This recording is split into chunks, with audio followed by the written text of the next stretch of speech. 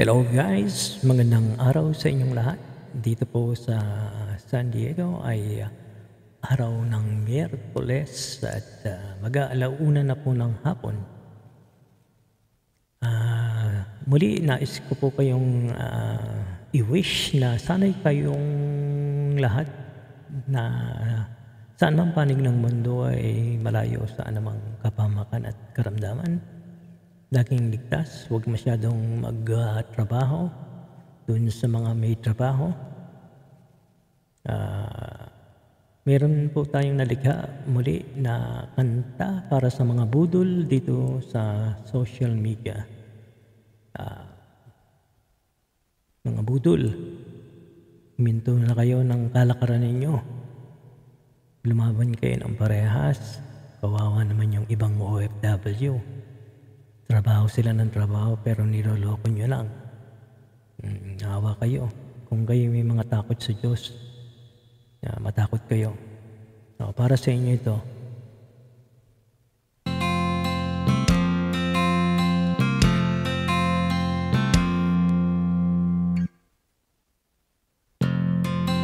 Ang mga budol ay sadyang ganyan.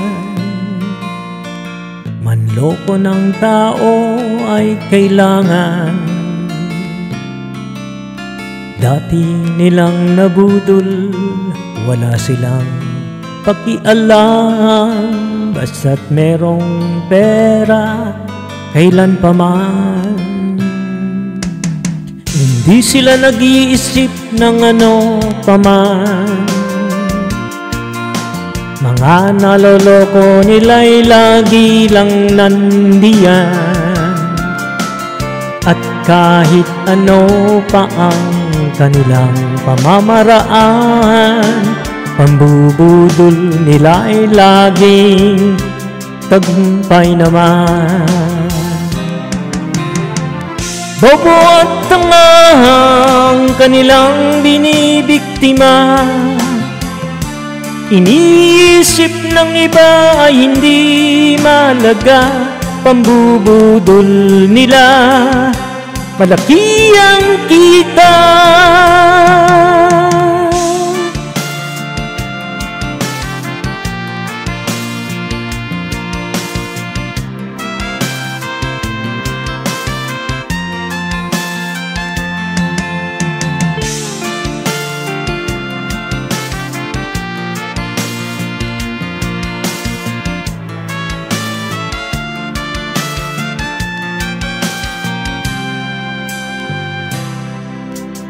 Laway lamang ang puhunan nila. Mag-imbento ng kwento at kasinungalingan pa. Meron namang naniniwala sa kanila. Iyon ay ang mga bobo at tanga. Bobo at tanga ang kanilang binibiktima. Iniisip ng iba ay hindi mahalaga. Pambubudol nila, malaki ang kita.